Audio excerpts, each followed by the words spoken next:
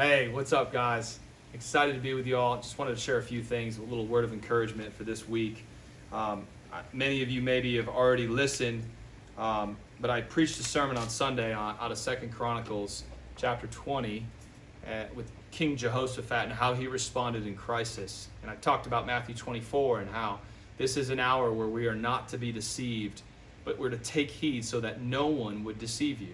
Taking heed, I want to encourage you today, is ultimately created that we would go upward as we have a sobriety about our lives and about who God is and what's happening on the planet. That us taking heed wouldn't be to build a fortress around us to protect us. It would be to build the inner man, the workings of our heart, to do Proverbs 2, to get wisdom, understanding, to search for God like we would if we dropped a $100 bill in the yard. We wouldn't just say no big deal. We'd find it. We'd search until we found it. And I believe the Lord is inviting us into wisdom and understanding in this season, that we would know the fear of the Lord, which is the beginning of wisdom and understanding, as it says in Proverbs 2. So I would encourage you, but I wanted to briefly talk about this dynamic of not being deceived and what that means, because the world is responding in two ways.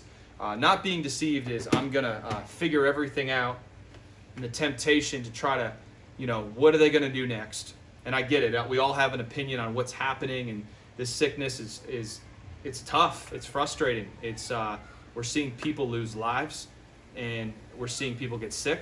We're seeing people that aren't getting sick and they're losing their jobs. It's intertwined in so many ways, and it is a crisis. It's a global crisis, and we've never seen the world on this side of in the last 100 years look like this. And so I would encourage you today that let's not get caught up in the what's next. Let's get caught up in what is the Spirit saying.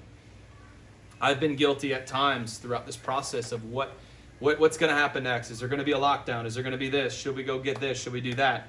I don't think there's anything wrong with preparing your heart and preparing physically, but let's let our opinions and our preparation be so biblical that the Spirit would move. He would tell us exactly what we need to do and say in this hour, and not get caught in the mix. And I'm just saying, maybe it's not a struggle for you. It has on and off for me to try to figure out because I'm a visionary, and I want to get vision. I want to know where this thing's going.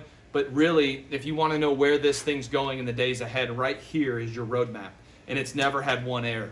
So I would encourage you to take heed right now and do what Jehoshaphat did when 3 enemy armies were attacking him in 2 Chronicles chapter 20. And he calls a fast immediately. And he comes before the Lord, and he seeks God immediately, calls a fast over Judah and says, hey, it's time. We got to figure this out because we're in trouble.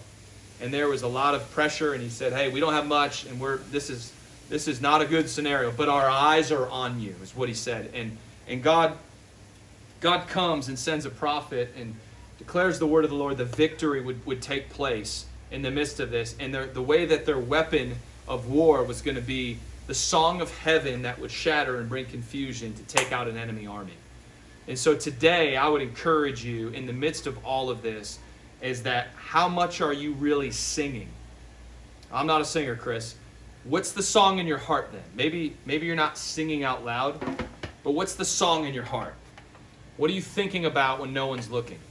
Because in this time period, Judah didn't have a whole lot of aces in the hole. Judah didn't have Wi-Fi and iPhones and iPads and Netflix and movies, this, that, and the other, and food in the fridge. Judah was very scared in the moment.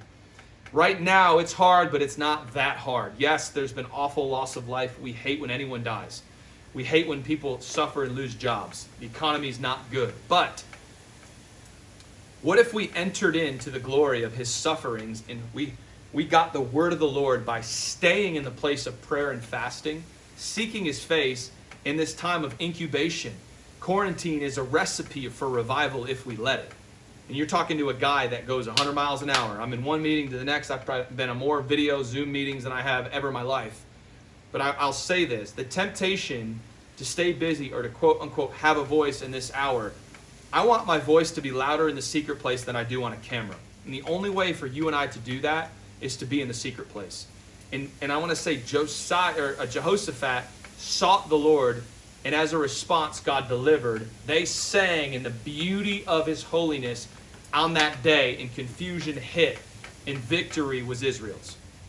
So today, though our voice, we're not going to pick up our phones and call the White House or call the CDC and call the powers that be and tell them what we think should happen. But I will say this.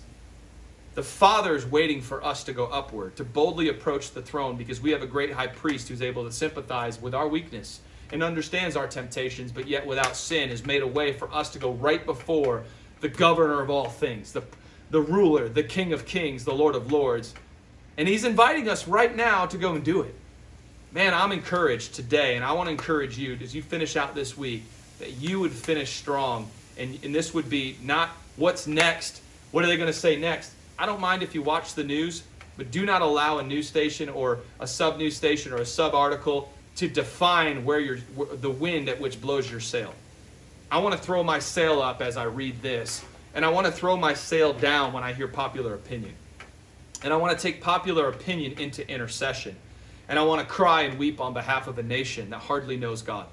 And I'm not pointing fingers at anyone today, but I will say this, is that it starts with us utter repenting for our life, asking God to search us and try us, find any wicked thing within me, God, and remove it, and then begin to cry for our nation and ask God to move. And as a result, as we lift our voice in intercession and in prayer, I believe he will move.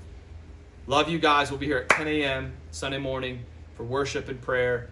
Let's just continue to dive in as we celebrate the resurrection of Jesus, the fact that love came down and just blew our minds, and he's still so good. So praying that you guys have an amazing rest of your week. Love you all.